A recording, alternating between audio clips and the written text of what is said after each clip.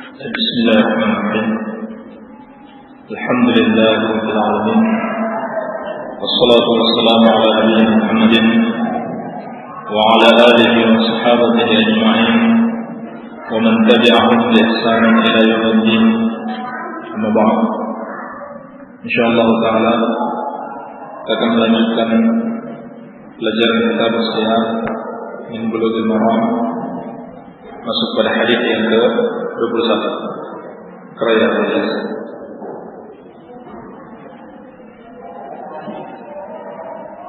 Hadis yang kharaja amal fath ila Makkah.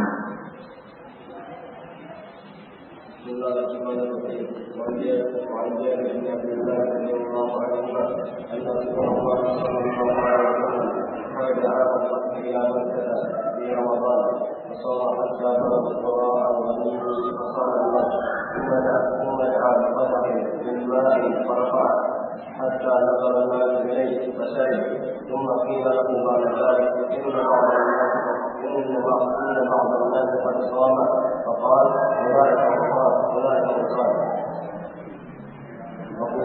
وقيل له إن الناس قد شق عليهم الصيام وإنما يدخرون فيما قال قدح من الله بعد الفطر فسجد. رواه مسلم. طيب بعد.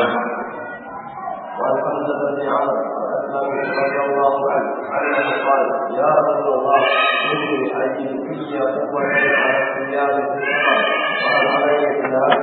فقال رسول الله صلى الله عليه وسلم هي رخصة من الله، ومن أخذ بها فقتل، ومن أخذ أن يصوم فلا جناح عليه. رواه مسلم وأصله في المتفق عليه من حديث عائشة أن تقدم سأل. Baik. Pada hadis yang ke-21 dan 22 ini, Al-Hafidz pada hadis yang ke-21 dan 22 ini, Al-Hafidz Ibnu Hajar Al-Asqalani rahimahullah pada kitab As-Siyam min Bulughil Maram menjelaskan dua hadis atau menyebutkan dua hadis yang berhubungan dengan permasalahan as-siyam fi safar. As-siyam fi safar, berpuasa dalam perjalanan. Berpuasa dalam perjalanan, bagaimana hukumnya? Beliau menyebutkan dua hadis. Hadis yang pertama adalah hadis yang melarang, sedangkan hadis yang kedua adalah hadis yang membolehkan. Hadis yang pertama, wa an Jabir bin Abdullah radhiyallahu taala anhuma, dari sahabat yang mulia Jabir bin Abdullah, semoga Allah Subhanahu wa taala meridhai keduanya, anna Rasulullah sallallahu alaihi wasallam kharaja 'amal fathi ila Makkah fi Ramadan, bahwasanya Rasulullah sallallahu alaihi wasallam keluar pada tahun Fathu Makkah menuju kota Makkah di bulan Ramadan, yakni pada tahun penaklukan kota Makkah. Itu Nabi sallallahu alaihi wasallam keluar untuk menaklukkan Makkah di bulan Ramadan.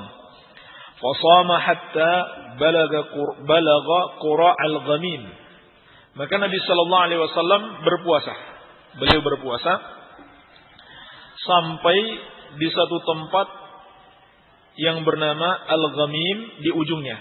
Al-Ghamim, lembah Al-Ghamim di ujungnya, yakni di satu bukit di ujung lembah Al-Ghamim. Fasama an-nasu, maka kaum muslimin ketika itu pun berpuasa. Summa da'a biqadahim min ma'in, lalu Nabi sallallahu alaihi wasallam meminta segelas air. Farafa'ahu hatta nadhara an-nasu ilaih, maka Nabi sallallahu alaihi wasallam mengangkat gelas tersebut sampai manusia pun dapat melihatnya. Fasyaribah, lalu Nabi sallallahu alaihi wasallam minum. Tsumma qila lahu ba'da dzalik, artinya Nabi sallallahu alaihi wasallam berbuka sebelum waktunya. Kemudian dikatakan kepada beliau setelah itu, inna ba'dhan nasi qad sama, sesungguhnya sebagian orang masih berpuasa. Faqala ulaikal usatu ulaikal usah. Maka Nabi sallallahu alaihi wasallam mengatakan mereka adalah orang-orang yang bermaksiat, mereka adalah orang-orang yang bermaksiat. Wa fi lafdhin, dan dalam lafaz yang lain, faqila lahu, dikatakan kepada beliau, innan nasa qad syaqqa alaihim as-siyam wa innama yantaziruna fima fa'altah. Sesungguhnya manusia telah susah bagi mereka untuk berpuasa, dan mereka hanyalah menunggumu apa yang akan engkau lakukan. Fada'a biqadahin min ma'in ba'dal asri fasyariba. Maka Nabi sallallahu alaihi wasallam meminta segelas air setelah asar, lalu beliau meminumnya. Rawahu Muslim, hadis diriwayatkan oleh al-Imam Muslim. Baik. Ini hadis yang pertama. Hadis yang kedua yang berhubungan dengan masalah siyam fi safar. Qala al-mu'allif rahimahullah, wa an Hamzah bin Amr al-Aslami radhiyallahu anhu. Dari sahabat yang mulia Hamzah bin Amr al-Aslami, semoga Allah meridhoinya, qala annahu qala, bahwasanya beliau berkata, ya Rasulullah, inni ajidu fiyya quwwatan 'ala siyami fi safar. Ya Rasulullah, sesungguhnya aku dapati dalam diriku kekuatan untuk melakukan siyam di dalam safar, untuk berpuasa ketika dalam perjalanan. Fahal alayya junahun, maka apakah ada dosa atasku? Maksudnya apakah ada dosa atasku apabila aku berpuasa? Faqala Rasulullah sallallahu alaihi wasallam, maka Rasulullah sallallahu alaihi wasallam bersabda, hiya rukhsatun minallahi faman akhadha biha fahasan. Berbuka adalah keringanan dari Allah Subhanahu wa taala bagi orang yang melakukan safar, boleh berbuka. Faman akhadha biha fahasan. Siapa yang mengambil rukhsah ini, maka itu baik. Wa man ahabba ayyasuma fala junaha alaih. Dan barang siapa yang mau berpuasa, maka tidak ada dosa atasnya. Rawahu Muslim, diriwayatkan Imam Muslim, wa asluhu fil muttafaq alaih min hadithi Aisyah anna Hamzah bin Amr sa'ala. Dan asalnya dalam hadis Bukhari dan Muslim dari hadis Aisyah bahwasanya Hamzah bin Amr bertanya. Baik. Inilah dua hadis yang disebutkan oleh Al-Hafiz untuk menjelaskan kepada kita hukum berpuasa di dalam perjalanan. Sepintas kalau kita lihat, hadis yang pertama dan kedua bertentangan. Hadis yang pertama menunjukkan haramnya berpuasa, dan hadis yang kedua menunjukkan bolehnya berpuasa. Namun sebenarnya ketika dijelaskan para ulama dan dilarang berpuasa, dan ada keadaan yang dibolehkan dia berpuasa. Baik. Kita sebutkan apa yang dikatakan oleh Syekh Abdurrahman Al-Bassam. Beliau rahimahullah mengatakan ma yu'khadhu minal haditsain, apa yang bisa kita petik dari dua hadis ini. Al-awwal, al-haditsani yadullani ala jawazil fitr min siyam syahr Ramadan fi safar. Dua hadis ini menunjukkan bolehnya berbuka dari puasa di bulan Ramadan ketika seorang dalam perjalanan. Wa annahu rukhsatun, dan bahwasannya itu adalah kemudahan. Kemudahan yang diberikan oleh Allah Subhanahu wa taala. Kama tadullu ala dzalika al-ayah al-karimah. Sebagaimana menunjukkan hal itu sebuah ayat yang mulia, yaitu firman Allah Subhanahu wa taala, "Wa man kana maridan aw ala safarin fa'iddatun min ayyamin ukhra. Yuridu Allahu bikumul yusra wa la yuridu bikumul usra." Surat Al-Baqarah ayat ke-185. Kata Allah Subhanahu wa taala, barang siapa yang sakit atau dalam perjalanan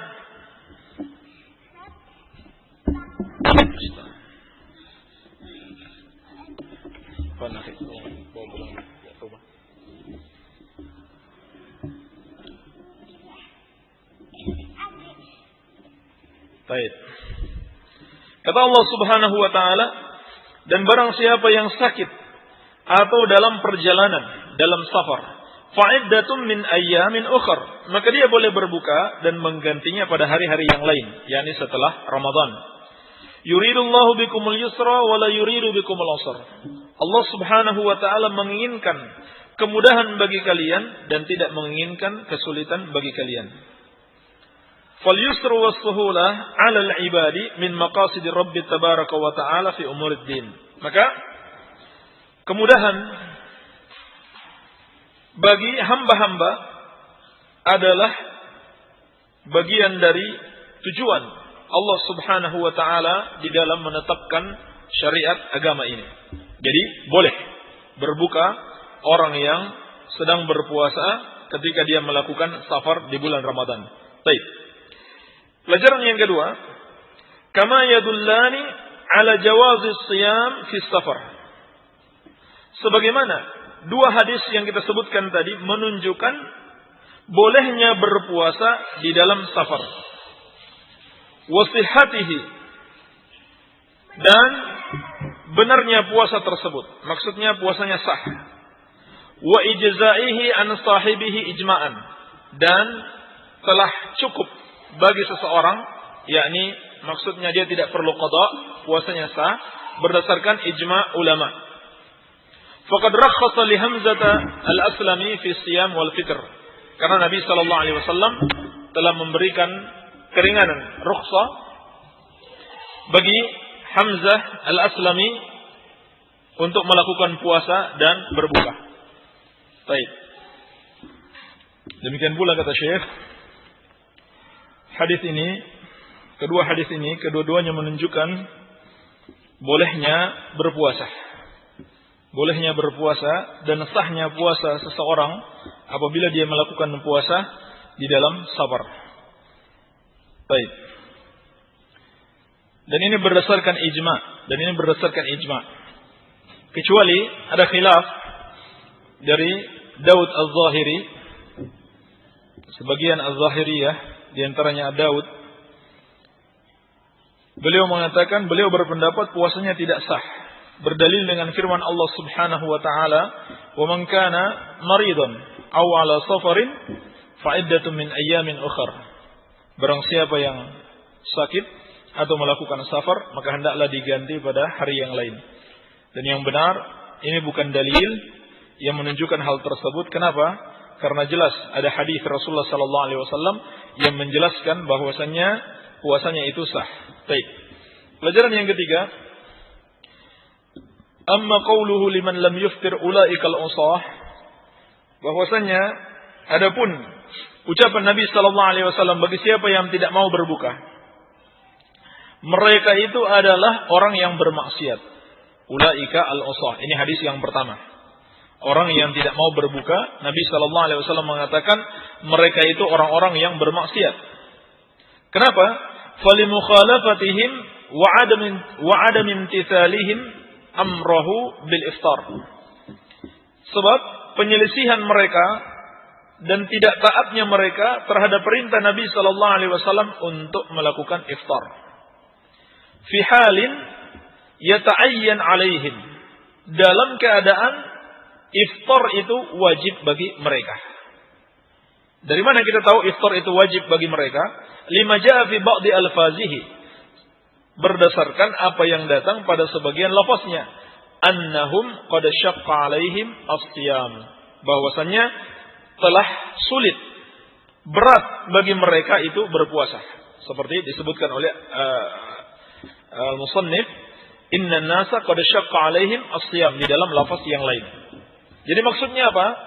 Maksudnya Nabi sallallahu alaihi wasallam mengatakan ulaikal usah, mereka itu orang-orang yang bermaksiat.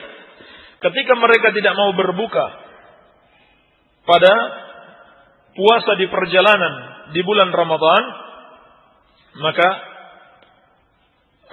mereka tidak mau berbuka dalam keadaan mereka sulit, ya, merasakan beban yang berat.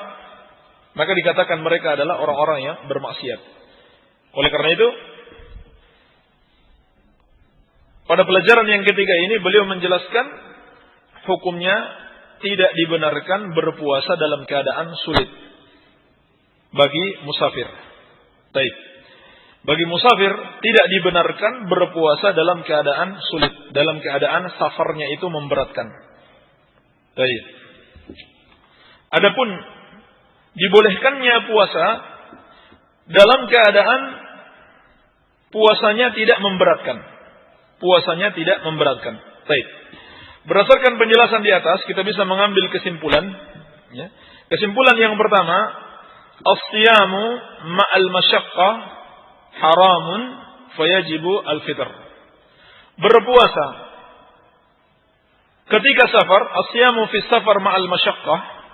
Berpuasa ketika safar dalam keadaan beban yang berat, haramun fayajibul fitr.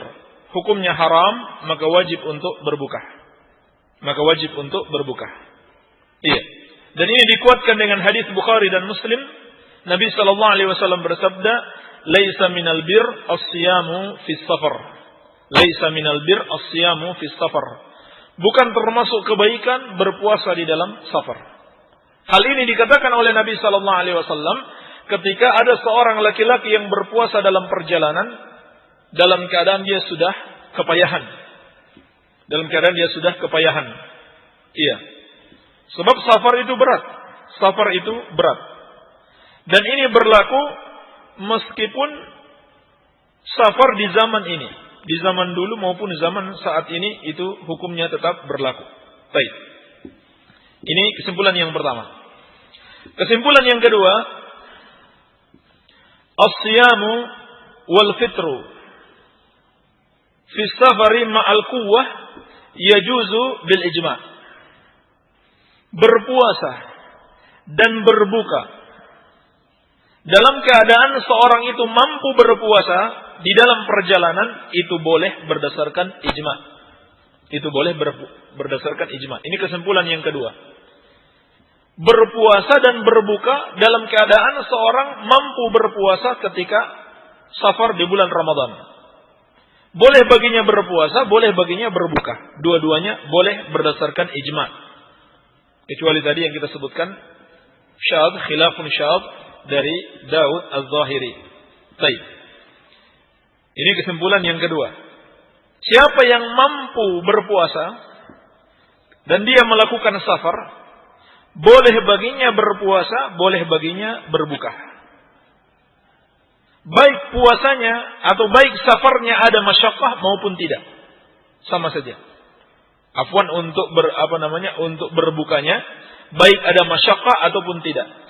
Adapun untuk puasanya, kalau ada masyaqqah tidak boleh. Kalau ada masyaqqah tidak boleh. Jadi boleh dia berbuka ataupun dia mau berpuasa walaupun perjalanannya itu tidak ada masyaqqah. Seperti kebanyakan safar di zaman ini, alhamdulillah, telah Allah subhanahu wa ta'ala mudahkan berbagai macam bentuk kendaraan yang nyaman. Demikian pula banyak hotel-hotel yang nyaman. Baik. Maka boleh seorang berpuasa dan boleh juga berbuka. Tidak ada celaan baginya kalau dia mau berbuka berdasarkan ijma'. Baik. Hanya saja ulama khilaf. Ulama khilaf mana yang lebih afdal. Apakah dia berbuka atau dia terus berpuasa? Soal bolehnya ulama sepakat. Gak usah ragu. Ulama sepakat boleh berpuasa. Dan boleh juga berbuka. Baik. Tetapi ulama khilaf yang afdal mana? Dalam keadaan seorang mampu berpuasa. Ini keadaan kedua ya. Kalau keadaan pertama tidak mampu berpuasa, maka itu haram. Dalam keadaan kedua itu dia mampu berpuasa dan tidak ada masyaqqah. Boleh berbuka, boleh berpuasa. Hanya ulama khilaf mana yang lebih afdal. Pendapat yang pertama, yaitu pendapat jumhurul ulama, Abu Hanifah, Malik dan Syafi'i, anna sawma afdal. Puasa lebih afdal. Puasa lebih afdal. Dengan dalil apa? Hal itu pernah dilakukan oleh Nabi sallallahu alaihi wasallam. Nabi sallallahu alaihi wasallam dan sebagian sahabat pernah berpuasa ketika safar. Dan juga dalil bahwasannya alasannya dengan berpuasa itu asra'u fi ibra'iz zimmah, lebih cepat untuk menghilangkan beban kewajiban atas kita. Wa annahu aisaru adaan, dan juga dengan dia tetap berpuasa ketika safar lebih mudah untuk mengerjakannya. Idz shaman wan nasu shaimun, ketika dia sedang berpuasa manusia juga berpuasa. Maksudnya apa? Kalau nanti kemudian dia melakukan puasa dalam bentuk qada setelah bulan Ramadan, akan sulit baginya. Kenapa? Karena kebanyakan orang tidak puasa. Ketika puasa bersama-sama, itu mudah. Baik, ini pendapat yang pertama. Adapun pendapat yang kedua, pendapat Al-Imam Ahmad, annal fitra aula. Berbuka itu lebih afdal. Berbuka lebih afdal. Wa anna shauma makruh. Bahkan beliau berpendapat berpuasa hukumnya makruh. Boleh tetapi makruh. Pendalilan beliau karena berbuka bagi musafir adalah rukhsah dari Allah Subhanahu wa taala. Adalah rukhsah, keringanan dari Allah Subhanahu wa taala. Maka sepatutnya seorang muslim menerima apa yang Allah anugerahkan kepadanya. Sebagaimana disebutkan dalam hadis Ibnu Umar yang dikeluarkan Imam Ahmad, Nabi sallallahu alaihi wasallam bersabda, "Innallaha yuhibbu an tu'ta rukhasuhu kama yakrahu an tu'ta maksiyatuhu." Sesungguhnya Allah senang, Allah cinta apabila keringanan-keringanan yang Allah berikan kita ambil, sebagaimana Allah benci apabila perbuatan maksiat kita lakukan. Maka berdasarkan hadis ini, Imam Ahmad rahimahullah ta'ala berpendapat lebih afdal untuk berbuka. Makruh hukumnya berpuasa. Dan juga dikuatkan dalam hadis yang lain, diriwayatkan Imam Muslim, bahwasannya hal itu adalah sadaqatun tasaddaqa biha Allahu alaikum faqbalu sadaqatahu. Nabi sallallahu alaihi wasallam bersabda, itu adalah sedekah yang Allah berikan atas kalian, maka terimalah sedekah dari Allah Subhanahu wa taala. Baik, ini pendapat yang kedua. Pendapat yang ketiga, jawazul amrain. Kedua-duanya boleh. Kedua-duanya afdal. Artinya tidak ada yang lebih afdal. Kedua-duanya sama. Siapa mau berpuasa silakan, siapa mau berbuka silakan. Ini berdasarkan hadis Jabir bin Abdullah radhiyallahu taala anhuma dalam riwayat Muslim, beliau mengatakan, "Safarna ma'a Rasulillah sallallahu alaihi wasallam, fayasumu as-sha'im wa yuftirul muftir, fala ya'ibu ba'duhum 'ala ba'din." Kata Jabir bin Abdullah radhiyallahu taala anhuma, kami melakukan safar bersama Rasulullah sallallahu alaihi wasallam, maka di antara kami ada yang berpuasa dan ada yang berbuka. Dan mereka tidak saling mencelah. Antara yang berpuasa dan berbuka tidak saling mencelah. Ini pendapat yang ketiga. Ada pendapat yang keempat. Disebutkan sebagian ulama adalah afdalul amrain aisaruhuma alaih. Bahwasannya yang paling afdal, apakah berbuka atau berpuasa, adalah yang paling ringan atasnya. Yang paling ringan atas musafir tersebut. Berdasarkan firman Allah, yuridullahu bikumul yusr wala yuridu bikumul usr. Allah menginginkan kemudahan bagi kalian dan tidak menginginkan kesulitan. Dan disebutkan riwayat bahwa ini adalah pendapat baik Umar bin Abdul Aziz, Mujahid, Qatadah, dan yang dipilih oleh Ibnul Munzir. Ini pendapat yang keempat, barangkali yang lebih tepat. Mana yang lebih mudah baginya. Ini yang lebih tepat insyaallah ta'ala. Mana yang lebih mudah baginya. Kalau dia menganggap puasa lebih mudah, dalam artian dia khawatir nanti kalau dia tidak puasa, mengqadanya sulit. Lebih baik dia puasa. Tetapi kalau dia menganggap lebih baik dia berbuka karena puasa menyulitkannya di dalam safar dan tidak ada masalah baginya untuk mengqadanya, maka tidak mengapa dia untuk berbuka. Maka dia tidak mengapa bagi dia untuk berbuka. Baik. Ini kesimpulan hukum berpuasa ketika safar. Pelajaran lain yang bisa kita petik dari hadis ini, kata Syekh, yustahabbu liman huwa qudwatun fil a'mali syar'iyyah wa humul ulama wa ahlud din ayyubayyinu lin-nasi al-ahkam asy-syar'iyyah fi aqwalihim wa a'malihim. Kata Syekh, disenangi, disukai, dianjurkan bagi seorang yang menjadi teladan dalam amalan-amalan syariah, yaitu para ulama dan ahlud din, untuk menjelaskan kepada manusia hukum-hukum syariat ini dengan apa? Dengan ucapan-ucapan dan amalan-amalan mereka. Jadi tidak cukup dengan ucapan, tapi dengan amalan. Dalilnya apa? Nabi SAW ketika beliau mau menunjukkan puasa ketika safar dalam keadaan masyaqqah itu tidak dibenarkan, beliau meminta segelas air dan beliau minum secara terang-terangan. Dan beliau minum secara terang-terangan untuk apa? Untuk menjadi qudwah. Dan di sini juga ada peringatan. Di sini juga ada peringatan bagi orang yang dia dianggap qudwah oleh masyarakat. Masyarakat saling melihatnya, datang ke masjid, pakaian-pakaian yang islami, Masya Allah, pakai peci kemana-mana. Demikian pula seorang yang senior di dalam menuntut ilmu. Orang yang sudah lebih dulu mondok misalkan, dia adalah qudwah bagi adik-adiknya yang baru masuk. Maka hendaklah dia menjadi qudwah bukan sekedar dalam ucapannya, tetapi juga dalam perbuatannya. Maka hendaklah dia berhati-hati, jangan sampai dia melakukan hal-hal yang menyelisihi syariat. Karena mereka akan mengikuti.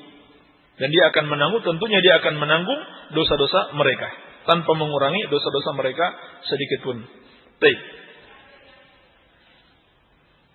Kemudian kata Syekh, yadkhulu waqta rukhasis safar allati minha al-fitr fi nahari Ramadan idza syuri'a fi safar atau idza syara'a fi safar wa faraqa 'amira baladihi. Masuknya waktu keringanan dalam safar di antaranya berbuka di siang hari bulan Ramadan apabila seorang sudah memulai safar. Artinya kalau baru rencana belum. Baik, dia baru rencana safar belum. Wa faraqa 'amira baladihi, bahkan dibolehkan ketika dia sudah berpisah dengan rumah-rumah di negerinya. Jadi sudah dia tinggalkan perumahan yang ada di tempat tinggalnya, kampungnya, sudah dia berpisah, barulah dia berbuka. Barulah dibolehkan baginya berbuka atau mengqasar salatnya. Artinya kalau baru niat safar, dia belum belum boleh mengqasar salat atau berbuka. Baik. Di sini ada faedah penting tentang jarak safar. Beliau mengatakan, walil ulama taqiyidat fi safar alladhi tubahu fihi ar-rukhas bil masafah wal muddah wal ibahah. Para ulama memiliki ketentuan-ketentuan dalam safar yang membolehkan padanya kemudahan-kemudahan. Apakah mengqasar salat ataupun berbuka puasa. Mereka menentukan berdasarkan jarak, berdasarkan waktu, dan berdasarkan kebolehan. Amma Syekh Taqiyuddin fayaqul. Adapun Syekh Taqiyuddin maka beliau berkata, ini tarjih dan ini yang benar. Syekh Taqiyuddin maksudnya Syekhul Islam Ibn Taimiyah rahimahullah. Beliau mengatakan inna syari'a dzakara safar. Sesungguhnya yang membuat syariat, yang menetapkan syariat menyebutkan safar. Baik dalam Al-Quran maupun dalam As-Sunnah. Wa atlaqahu biduni masafatin wala muddah. Dan syariat memberikan suatu lafaz yang umum, itlaq, tanpa menyebutkan jarak, tanpa waktu, tanpa juga waktu, yakni waktu safar, batas minimal ataupun maksimal, tidak ada dalam syariat. Tidak ada penentuan jarak safar dan tidak ada penentuan waktu berapa lama safar tersebut. Wa ja'ala dzalika raji'an ila al-urf. Dan atau waju'ila dzalika raji'an ilal urf. Hendaklah dijadikan hal itu kembali kepada urf. Karena tidak ada dalam syariat, hendaklah kembali kepada urf, kembali kepada kebiasaan suatu masyarakat. Fa ayyu safarin fi urfin nasi fa huwa safarul ladzi allaqa bihi syari' al-hakim tilkal ahkam war rukhas. Maka apa saja safar menurut kebiasaan manusia, maka itu adalah safar yang ditetapkan oleh yang menetapkan syariat yang maha bijaksana ini, hukum-hukum dan keringanan-keringanan di dalam safar tersebut. Wa tahdid lam yathbut bihi nassun wala ijma'un wala qiyas. Sedangkan penentuan jarak, demikian pula waktu di dalam safar, tidak ada nas sedikit pun, tidak pula ijma', tidak pula qiyas. Walaysa ma'al muhaddidin hujjah. Sehingga bersama para ulama yang menentukan jarak waktu, jarak perjalanannya itu memiliki hujjah, tidak ada hujjah bagi mereka. Baik, ini faedah yang sangat penting. Kesimpulannya, jarak safar itu tergantung kepada urf suatu masyarakat. Baik. Demikian pula beliau mengatakan, la yushtaratu 'ala sahih ibahatus safar, bal tu'tarukhas fi safar at-ta'ah wal ma'siyah. Dan tidak disyaratkan menurut pendapat yang benar kebolehan safar. Kebolehan safar. Ini yang dimaksud tadi tentang al-ibahah, kebolehan. Apakah dia boleh melakukan qasar salat dan juga berbuka pada safar yang mubah, ataukah pada safar yang mubah saja, ataukah juga mencakup safar maksiat. Maka yang benar kata Syekh, tidak disyaratkan safar itu harus safar yang mubah, tidak disyaratkan, karena memang tidak ada dalil yang tegas. Bal tu'tarrukhas fi safar wal ma'siyah, bahkan boleh seorang mengambil keringanan dari Allah baik pada safar ketaatan maupun safar maksiat. Wa huwa madhhabu Abi Hanifah wa ikhtiyarul Muwaffaq wa Syekh Taqiyuddin. Dan ini adalah mazhab Abu Hanifah dipilih oleh Al-Muwaffaq, yakni Ibnu Qudamah, dan juga Syekhul Islam Ibnu Taimiyah rahimahullahu taala. Baik. Nantakil ila hadits alladhi ba'dah. Iqra ya man Ahmad.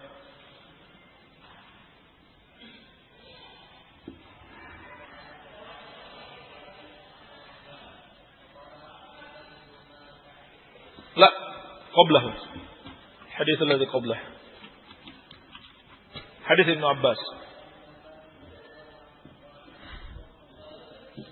رخص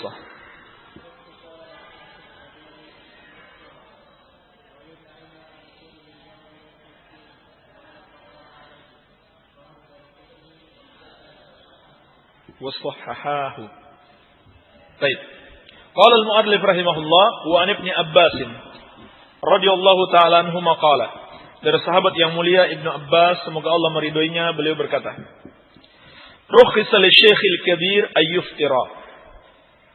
Diberikan keringanan bagi orang tua untuk berbuka puasa. Artinya dia tidak berpuasa. Wa yut'ima an kulli yaumin miskinan. Dan diwajibkan atasnya untuk memberi makan dari setiap hari yang dia tinggalkan satu orang miskin. Wala qada'a alaihi, dan tidak ada qada atasnya. Rawahu ad-Daruqutni wal Hakim wa sahhahahu. Diriwayatkan al-Imam ad-Daruqutni dan Imam Hakim, dan keduanya mensahihkan asar tersebut. Dan hadis ini sahih, juga disahihkan oleh Syekh Al-Albani rahimahullahu taala. Baik. Dalam hadis ini menjelaskan kepada kita hukum puasanya orang tua, yakni orang tua yang sudah tidak mampu berpuasa. Dan hadis ini berhubungan erat dengan firman Allah Subhanahu wa taala dalam surat Al-Baqarah ayat 183 sampai 184. Allah Subhanahu wa taala berfirman, "Ya ayyuhalladzina amanu kutiba alaikumusshiyam." Wahai orang-orang yang beriman, diwajibkan atas kalian berpuasa. Sampai pada firman Allah, wa 'alal ladzina yutiqunahu fidyatun ta'amu miskin. Dan bagi mereka yang tidak mampu berpuasa, maka hendaklah membayar fidyah, yaitu memberi makan seorang miskin setiap satu hari puasa yang dia tinggalkan. Ayat ini menjelaskan tentang awal diwajibkannya puasa. Bagaimana bentuk kewajiban awal puasa? Yaitu kaum muslimin boleh memilih. Boleh memilih antara as-siyam berpuasa dan al-fitr ma'al fidyah, atau berbuka tetapi membayar fidyah. Ini pertama kali. Pertama kali diwajibkan puasa. Diberi dua pilihan. Siapa yang mau berpuasa silahkan. Bagi siapa yang tidak mampu atau merasa berat, boleh dia berbuka, tetapi dengan syarat dia membayar fidyah. Baik.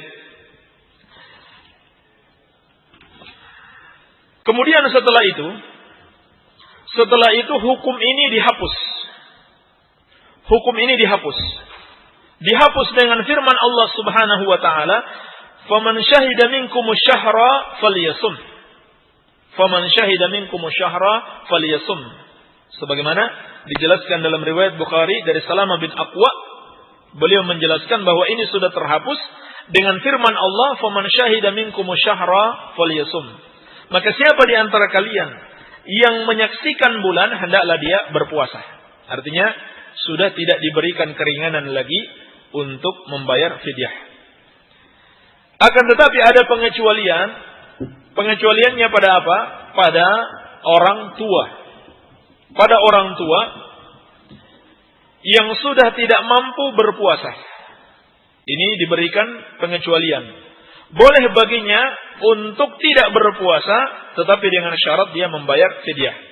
Berdasarkan suatu athar yang sahih dari Ibnu Abbas radhiyallahu taala anhuma yang kita bahas ini, beliau mengatakan, "Rukhisa li syaikhil kabir ay yuftira wa yut'ima an kulli yawmin miskinan wa la qada'a alaih."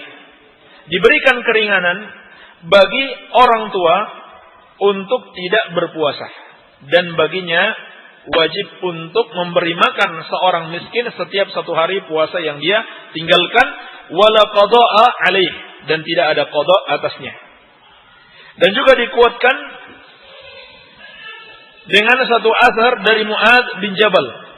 Satu athar dari Mu'adz bin Jabal radhiyallahu anhu, beliau mengatakan, "Atsbatallahu siyamahu 'alal muqimis sahih."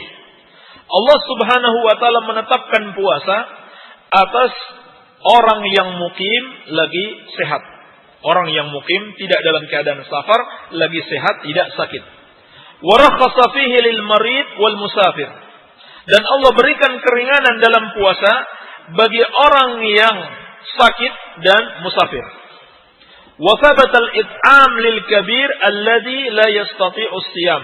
Dan telah ditetapkan untuk wajib memberi makan bagi orang tua yang tidak lagi mampu berpuasa. Bagi orang tua yang tidak lagi mampu berpuasa. Baik. Maka jelaslah orang tua, baik laki-laki dan wanita yang sudah tidak mampu berpuasa, kewajibannya adalah apa? Kewajibannya adalah memberi makan orang miskin, yaitu fidyah, ta'amu miskin. Baik. Sebelum kita jelaskan hukum-hukum yang berkenaan dengan fidyah, ulama menjelaskan bahwasannya, atau sebelumnya lagi, hal ini telah dinukil ijma' oleh Al-Imam Ibnu Hazm dan Ibnu Munzir. Al-Imam Ibnu Hazm dan Ibnu Munzir telah menukil ijma' akan hukum tersebut. Orang tua yang sudah tidak mampu berpuasa, maka baginya untuk fidyah. Baik. Kemudian ulama menjelaskan, semua orang yang keadaannya seperti orang tua, walaupun umurnya masih muda, maka dia juga terkena kewajiban tersebut membayar fidyah tanpa ada kewajiban qada. Yaitu apa? Yaitu orang sakit yang tidak dapat lagi diharap kesembuhannya. Orang sakit yang sudah tidak lagi dia berharap kesembuhannya. Seperti orang yang sakit menahun, berbulan-bulan, bertahun-tahun sakitnya tidak sembuh, dan dia sudah tidak mengharapkan lagi untuk sembuh. Maka dia tidak ada kewajiban puasa, kewajibannya adalah memberi makan orang miskin atau fidyah tanpa mengqada puasanya. Hanya permasalahannya bagaimana kemudian kalau ternyata dia sembuh? Apakah wajib dia mengqada? Jawabannya adalah wajib dia mengqada. Wajib dia mengqada, wallahu a'lam. Baik. Kemudian berapa banyak atau ukuran makanan yang diwajibkan bagi orang tua untuk mengqada, untuk membayar fidyah? Baik. Dan bagaimana cara pembayarannya? Cara pembayarannya. Disebutkan para ulama berdasarkan dalil-dalil yang ada dua cara pembayaran. Cara yang pertama adalah memberikan makanan mentah kepada orang miskin. Berapa yang harus dia berikan? Disebutkan dalam hadis Bukhari dan Muslim dari Ka'ab bin Ujrah, likulli miskin nisfu sa'. Setiap satu orang miskin mendapatkan nisfu sa', setengah sa'. Berapa itu setengah sa'? Setengah sa' itu dijelaskan dalam fatwa Lajnah Daimah adalah 1,5 kilogram. 1,5 kilogram. Baik, ini cara yang pertama.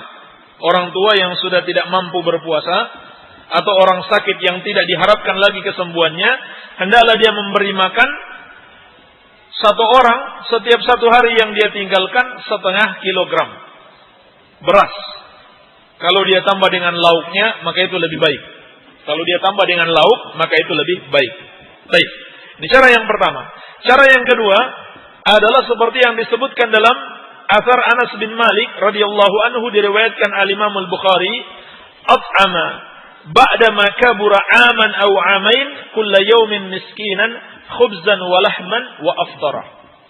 Kata Imam al-Bukhari rahimahullah bahwasanya Anas bin Malik radhiyallahu anhu memberi makan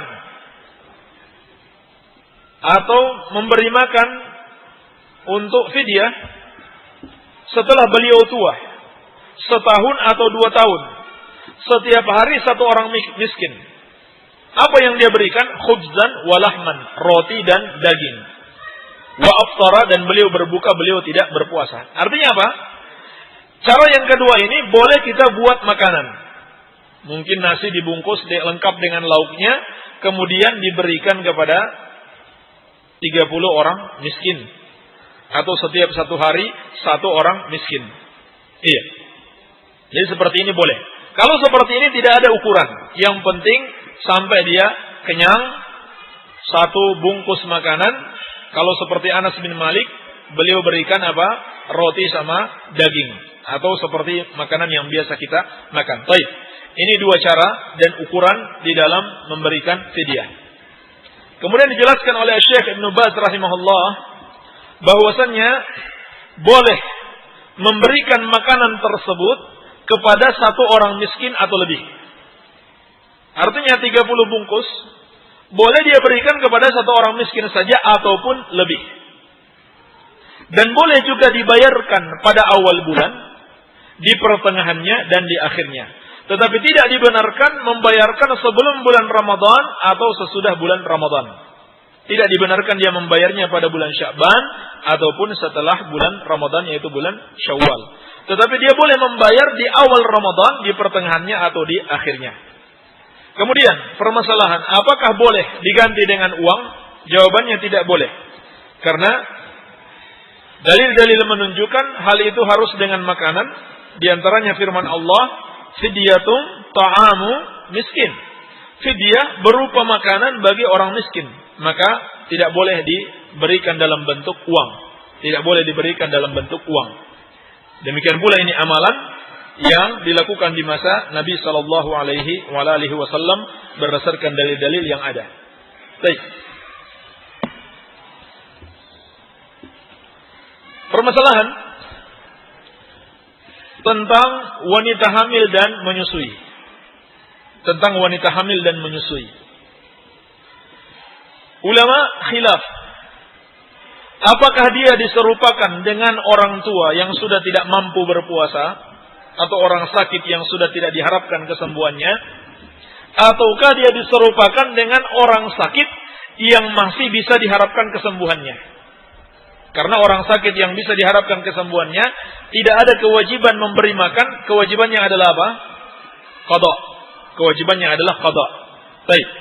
Disebutkan sampai 4 pendapat. Ini minimalnya 4 pendapat. Dan kalau mau dirinci bisa lebih daripada 4 ini. Pendapat yang pertama, wanita hamil dan menyusui tuftirani wa tut'imani wa taqdiyani. Keduanya boleh berbuka dan wajib memberi makan, membayar fidyah, dan wajib juga mengqada. Wajib juga mengqada. Ini diriwayatkan dari Sufyan, Malik, Asy-Syafi'i dan Ahmad. Akan tetapi tidak ada dalil yang sharih. Demikian pula diriwayatkan dari Al-Imam Mujahid dari tabi'in. Akan tetapi tidak ada dalil yang sharih dan sahih yang menunjukkan hal ini. Jadi dia boleh berbuka, mengqadha dan sekaligus bayar fidyah. Ini pendapat yang pertama.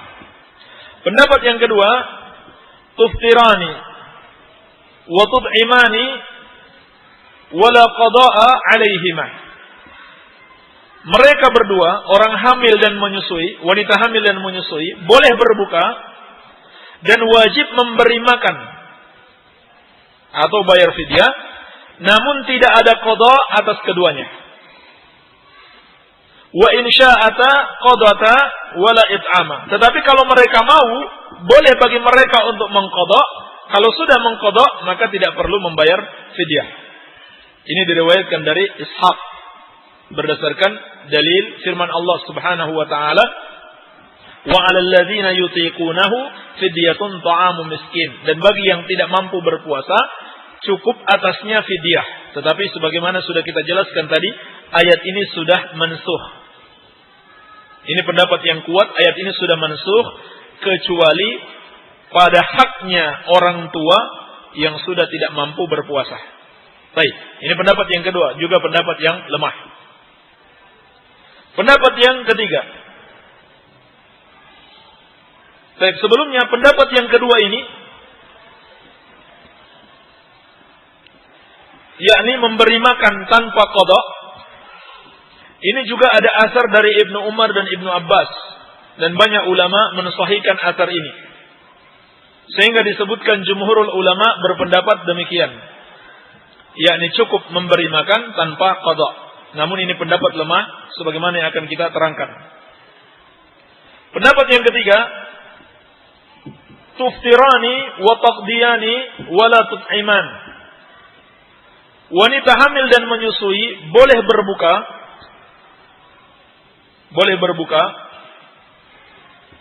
dan wajib atas keduanya mengqadha dan tidak wajib membayar fidyah Ini pendapat diriwayatkan dari Al-Hasan atau An-Nakhai, Az-Zuhri, Al-Auza'i. Dengan dalil apa? Dengan dalil diserupakan dengan orang sakit.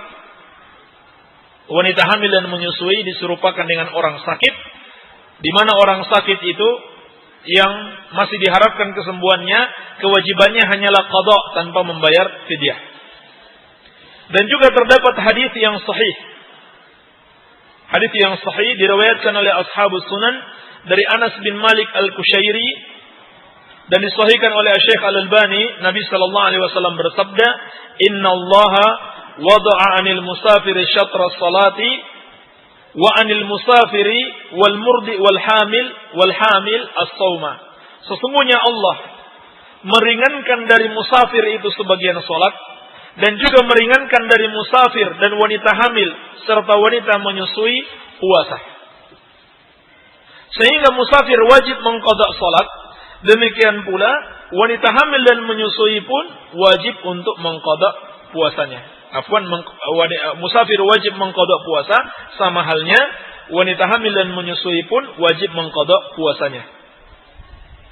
Dan juga hal ini terdapat asar yang sahih dari Ibnu Umar dan Ibnu Abbas. Dari Ibnu Umar dan Ibnu Abbas, dan juga dari asar dari Ikrimah. Baik. Jadi yang ketiga ini, pendapat yang ketiga adalah qada tanpa memberi makan. Diriwayatkan dari Ibnu Umar dan Ibnu Abbas. Sedangkan pendapat yang kedua, memberi makan tanpa qada, juga diriwayatkan dari Ibnu Umar dan Ibnu Abbas. Jadi seakan-akan bertentangan. Adapun menyatukannya, sebagian ulama mengatakan itu pendapat yang lama dan mereka berdua telah rujuk, telah kembali kepada pendapat yang ketiga ini. Kalau kita lihat dari sisi dalil, inilah pendapat yang paling kuat, yaitu wanita hamil dan menyusui cukup mengqadha tanpa membayar fidyah. Ini wallahu alam dari sisi dalil ini lebih kuat. Ada pendapat yang keempat, tuftirani wala tut'imani wala taqdiyani. Wanita hamil dan menyusui dibolehkan berbuka puasa dan tidak ada kewajiban membayar fidyah, tidak pula ada kewajiban mengqadha. Ini pendapat Ibnu Hazm. Ini juga pendapat sebetulnya kuat. Berdalil dengan hadis yang sama. Hadis yang tadi kita sebutkan, hadis Anas bin Malik Al-Kushairi. Nabi SAW bersabda, Inna Allah wada'a 'anil musafir syatra as-salati wa 'anil musafir wal murdi wal hamil as-saumah. Sesungguhnya Allah menghilangkan kewajiban atau mengangkat dari musafir itu sebagian salat dan mengangkat dari musafir wanita menyusui dan wanita hamil puasa. Nah, kemudian dijelaskan musafir dia wajib mengqadha puasa karena apa? Karena ada dalil. Fa'iddatun min ayyamin ukhar. Tetapi bagi wanita hamil dan menyusui tidak ada dalil yang sharih was sahih dari Al-Qur'an dan Sunnah yang menunjukkan dia wajib berpuasa. Wal aslu bara'atu zimmah, dan hukum asal adalah tidak ada kewajiban sampai adanya dalil. Ini kalau dilihat dari sisi dalil dan pendalilan istidlalnya, pendapat yang ketiga dan keempat adalah pendapat yang paling kuat. Wallahu alam, namun ana cenderung pada pendapat yang ketiga bahwasannya wanita itu cukup, wanita yang hamil dan menyusui boleh baginya berbuka dan cukup atasnya qada, tidak ada kewajiban membayar fidyah. Adapun dalil-dalil tentang tentang kewajiban membayar fidyah itu adalah asar-asar yang disahihkan sebagian ulama dari Ibnu Umar dan Ibnu Abbas, tetapi juga ada asar yang sebaliknya. Ibnu Umar dan Ibnu Abbas memerintahkan cukup membayar cukup mengqadha saja tanpa membayar fidyah. Baik. Ini permasalahan-permasalahan yang berhubungan dengan fidyah dan qadha. Barangkali ini saja yang bisa kita sampaikan pada kesempatan kali ini. Mungkin ada yang belum jelas, perlu ditanyakan. Fadhol.